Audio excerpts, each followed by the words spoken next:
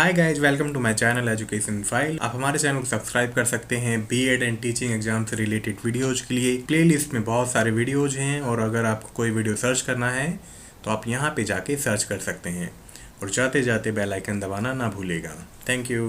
Hi guys, welcome to my channel education file और आज हम पढ़ेंगे क्लास 8 साइंस से चैप्टर नंबर 6 जो कि है कंबसन एंड फ्लेम। ठीक है, तो बहुत इजी टॉपिक है, कुछ इंपॉर्टेंट पॉइंट्स हैं उनको याद रखना, क्वेश्चंस आते हैं इसमें से। ठीक है, तो जिसने भी चैनल को सब्सक्राइब नहीं किया वो कर सकते हैं और वीडियो अच्छा लगे तो लाइक करना यार।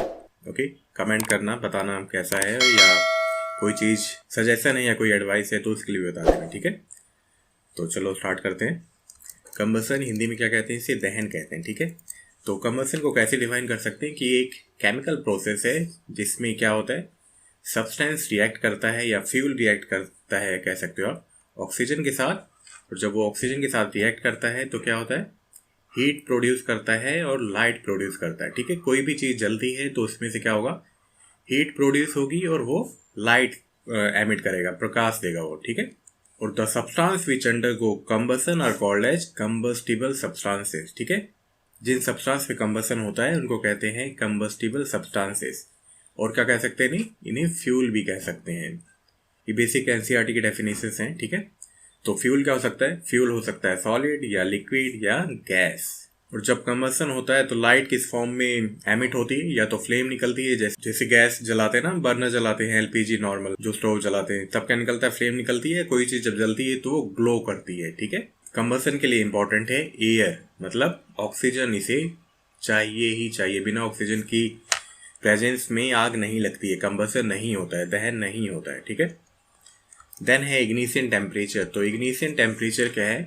This can be defined as the lowest temperature, की सबसे कम temperature at which particular substance, कि कोई भी वस्तु आग पकड़ ले। ठीक है, ऐसा लोवेस्ट टेम्परेचर जिस टेम्परेचर पे कोई चीज में, किसी चीज में आग लग जाए। ठीक है, उसे कहते हैं इग्निशन टेम्परेचर। होता है ना, सर्दियों में कोई चीज आप जलाते हो तो जलती नहीं है वो जल्दी। ठीक है, क्यों? क्योंकि उसका टेम्परेचर कम हो गया है और वो उस टेम्परेचर पे नहीं आया है कि वो आग पकड़ ले। Getting my point? लकड़ियां जलाते हैं ना सर्दियों में तो जल्दी नहीं जलती क्योंकि उसका टेम्परेचर कम हो जाता है। जैसे सर्दियों में क्या है, व्हीकल्स भी बहुत टाइम लेते हैं स्टार्ट होने में, और जो सूखी घास है गर्मियों में वो अपने आप ही कई बार जल जाती है। जो ट्रॉपिकल फॉरेस्ट होता है वहां पे इतनी गर्मी पड़ती है कि कई बार अपने आप आग लग जाती है। ठीक है, गेटिंग माय पॉइंट? तो ये है इग्निशन टेम्परेचर। चलो देन है मैच स्टिक के बारे में। तो मैच स्टिक का जो हिस्ट्री है, मैच स्टिक की, माचिस की जो हिस्ट्री है वो 5000 साल पहले की है। पहले क्या होता था, पाइन वुड को डिप कर देते थे सल्फर में। ठीक है, और ये सबसे पहले कहाँ यूज होती थी? एंसेंट इजिप्ट में। ठीक है, मिस्र में यूज होती थी। और जो मॉडर्न सेफ्टी मैचेस हैं जो जो आजकल हम देखते हैं वो क्या है, केवल 200 साल पहले ही आई हैं। क्लियर है? और माचिस में होता क्या है, तिली में होता क्या, मैच स्टिक में मिक्सचर ऑफ एंटीमनी ट्राइसल्फाइड होता है, पोटेशियम क्लोरेट होता है, व्हाइट फॉस्फोरस होता है। ठीक है, उसमें ग्लू लगा के और टार्च उस पर अप्लाई करके उसको लकड़ी के एक पीस पे लगा देते हैं। ठीक है, और जब इसको फ्रिक्शन होता है इसमें, जब हम माचिस को जलाते हैं तो क्या होता है, व्हाइट फॉस्फोरस आग पकड़ लेता है या इग्निशन होता है इसमें। तो आजकल क्या है, व्हाइट फॉस्फोरस थोड़ा रिस्की होता है, जैसे हमने पिछले चैप्टर में पढ़ा था, है ना, वो आग पकड़ लेता है जल्दी ऑक्सीजन के प्रेजेंस में। तो आजकल क्या है, ये यूज नहीं होता है। आजकल बेसिकली मैच स्टिक में होता है antimony trisulphide and potassium chlorate. ये केमिकल अच्छे से याद रखना क्योंकि केमिकल ही पूछ सकता है। ठीक है, चलो होता क्या है, जब हम रब करते हैं इस सरफेस पे माचिस को या माचिस के तिली को, तो क्या होता है, उसमें पाउडर्ड ग्लास होता है इसमें। ओके, इस सरफेस पे पाउडर्ड ग्लास होता है और रेड फॉस्फोरस होता है। रेड फॉस्फोरस थोड़ा लेस डेंजरस है। ठीक है, तो जब आप रब करते हो तो रेड फॉस्फोरस कन्वर्ट हो जाता है व्हाइट फॉस्फोरस में और ये रिएक्ट करता है पोटेशियम क्लोरेट के साथ। ठीक है, अब पोटेशियम क्लोरेट के साथ जब रिएक्ट करता है तो उसमें ऊष्मा बनती है, मतलब हीट जनरेट होती है। और वो हीट जनरेट इतनी होती है कि जो एंटीमनी ट्राइसल्फाइड है मैच स्टिक में वो इग्नाइट हो जाता है। ठीक है, और ये फिर माचिस जल जाती है, माचिस की तिली जल जाती है। मीन्स आई होप क्लियर है, केमिकल्स अच्छे से याद रखना। चलो देन है इनफ्लेमेबल सब्सटेंसेस। तो इनफ्लेमेबल सब्सटेंसेस कौन से होते हैं? जिनका इग्निशन टेम्परेचर बहुत कम होता है या वो बहुत जल्दी आग पकड़ सकते हैं, ठीक है। जैसे कि अल्कोहल होता है ना, अल्कोहल वॉलेटाइल होता है, एयर में रिएक्ट कर जाता है और उसमें बहुत जल्दी आग लग जाती है। पेट्रोल भी वॉलेटाइल है, एयर के साथ रिएक्ट कर जाता है, और अगर आप अपनी बाइक या व्हीकल की टंकी खोल दोगे तो पेट्रोल सारा उड़ जाएगा, ठीक है। मतलब वॉलेटाइल है, वो वेपराइज हो जाएगा वो। डीजल उतना ज़्यादा इनफ्लेमेबल नहीं है, इतनी जल्दी आग नहीं पकड़ता, लेकिन स्टिल प्रोपेन बहुत ज़्यादा इनफ्लेमेबल होती है और मीथेन भी बहुत ज़्यादा इनफ्लेमेबल होती है। मतलब इनका इग्निशन टेम्परेचर बहुत ही कम है, बहुत जल्दी आग पकड़ लेते हैं ये। अब क्या है, फायर के लिए सबसे नेसेसरी चीज़ें क्या हैं? पहली बात तो फ्यूल होना चाहिए ना, और ऑक्सीजन तो होनी ही चाहिए। ऑक्सीजन नहीं होगी तो आग नहीं लगेगी, और पर्टिकुलर इग्निशन टेम्परेचर होना चाहिए। अगर ये तीनों चीज़ें हैं तभी आग लगेगी। तो फायर एक्सटिंग्विशर में क्या होता है, CO2 होती है उसमें, ओके। इसमें क्या होता है, CO2 भरी होती है गैस की फॉर्म में। जब वो बाहर निकलती है तो सॉलिड के फॉर्म में हो जाती है और आग बुझ जाती है। पानी का भी यूज कर सकते हैं, लेकिन हम पानी का यूज हर जगह नहीं कर सकते। पानी का यूज हम कहीं कहीं करते हैं, है ना। इलेक्ट्रिकल अप्लायंसेस है तो वहाँ पे क्या यूज करना होता है, फायर एक्सटिंग्विशर। और एक और मेथड है कि powdered sodium bicarbonate and potassium bicarbonate, अगर आप उस पर स्प्रे कर दो तो क्या होगा, वो भी CO2 जनरेट कर देता है और वो भी आग बुझाने में हेल्पफुल है। ये एक्चुअली NCERT में है तो हमें इनको छोड़ना नहीं है, इनको पढ़ना है। चलो, टाइप्स ऑफ कंबसन, कैसे कंबसन होते हैं, मतलब कितने तरह के दहन होते हैं, यहाँ कंबसन के टाइप्स हैं। फर्स्ट है रैपिड कंबसन। ये क्या है, इमिडिएटली आग पकड़ लेता है। जैसे हम माचिस ले जाते हैं ना अपने LPG बर्नर के पास, तो उसमें आग लग जाती है ना। स्पॉन्टेनियस कंबसन क्या होता है, अपने आप आग पकड़ लेना, ठीक है। जैसे फॉस्फोरस अगर रूम टेम्परेचर पे रखा है ना, तो वो ऑक्सीजन के साथ रिएक्ट करके एकदम स्पॉन्टेनियसली ही जल जाएगा। कोल्ड डस्ट भी क्या है, उसमें भी अपने आप आग लग जाती है। तो एक्सप्लोजन में क्या होता है, एक्सप्लोजन में होता है कि बहुत ज़्यादा गैस फॉर्म हो जाती है वो, और वो एकदम से लिबरेट होती है, एकदम से निकलना चाहती है। और जब कोई भी चीज़ बहुत तेज़ी से निकलेगी तो उसमें आवाज़ आएगी, और हम उसको किस तरह से सुनते हैं, एक्सप्लोजन की फॉर्म में सुनते हैं, है ना। जैसे पटाखे बजाते हैं या कोई विस्फोटक चीज़ फटती है तो उसमें बहुत ज़्यादा अमाउंट में गैस प्रोड्यूस होती है और वो लिबरेट हो जाती है, ठीक है। तो वो एग्जाम्पल है एक्सप्लोजन का। और एक्सप्लोजन होता है तो क्या होता है, बहुत ही ज़्यादा हीट निकलती है, बहुत ही ज़्यादा लाइट एमिट होती है और बहुत ही ज़्यादा साउंड होती है इसकी। क्लियर है। तो कंबसन के टाइप भी याद रखना आप लोग। चलो, देन है फ्लेम्स। तो फ्लेम्स हमें पता है कितने तरह के होते हैं और सबके फ्लेम अलग अलग होते हैं, ठीक है। फ्लेम किस पे डिपेंड होता है कि कौन सा फ्यूल कितना ऑक्सीजन के साथ रिएक्ट कर रहा है। जितना ज़्यादा ऑक्सीजन के साथ रिएक्ट करेगा, जितना ज़्यादा वॉलेटाइल होगा, फ्लेम उतनी ही ज़्यादा गर्म होगी, उतनी ही ज़्यादा उसमें हीट प्रोड्यूस होगी, ठीक है। तो ये लालटेन है, लैंटर्न है, इसमें बहुत ही कम हीट होती है क्योंकि मिट्टी का तेल होता है, उतना वॉलेटाइल नहीं होता और ऑक्सीजन के साथ उतना अच्छे से रिएक्ट नहीं करता है, ठीक है। और मोमबत्ती का फ्लेम ज़्यादा होता है, और ये गैस बर्नर का, बेंसन बर्नर का और भी ज़्यादा होता है, ठीक है।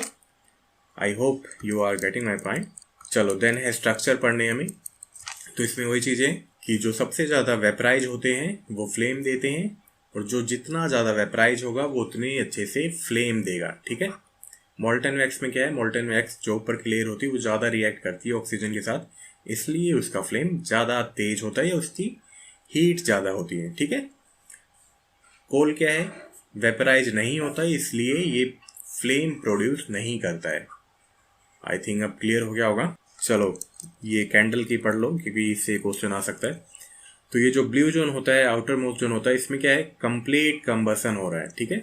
कंप्लीट कंबसन हो रहा है तो ये हीट भी सबसे ज़्यादा देगा, क्योंकि फ्यूल सबसे ज़्यादा जब जलेगा तभी सबसे ज़्यादा वो गर्मी देगा, ठीक है।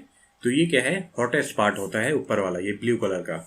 देन है मिडल जोन, पार्शियल कंबसन हो रहा है, वहाँ पे वो येलो दिखता है। ये क्या है, मॉडरेटली हॉट है, मतलब मीडियम हॉट है, ओके। देन है ये इनर मोस्ट लेयर। अब इनर मोस्ट लेयर में मोम क्या है, सॉलिड फॉर्म में है, उतना ज़्यादा वेपराइज नहीं हुआ है तो उतनी अच्छे से जल भी नहीं पाता है, ठीक है। ये ब्लैक कलर का दिखता है और ये बिल्कुल लीस्ट हॉट है, बिल्कुल कम हॉट है, ठीक है। सपोज यहाँ पे ये वैक्स आता है तो यहाँ पे उतनी अच्छे से नहीं जल पाता, हीट के कारण वो धीरे धीरे वेपराइज होता है, और ऊपर वाली लेयर में सबसे ज़्यादा जलता है वो। क्यों, क्योंकि वेपराइजेशन अच्छे से हुआ है और ऑक्सीजन भी उसे अच्छे से मिल रही है, इसलिए वो ज़्यादा गर्म होता है, ठीक है।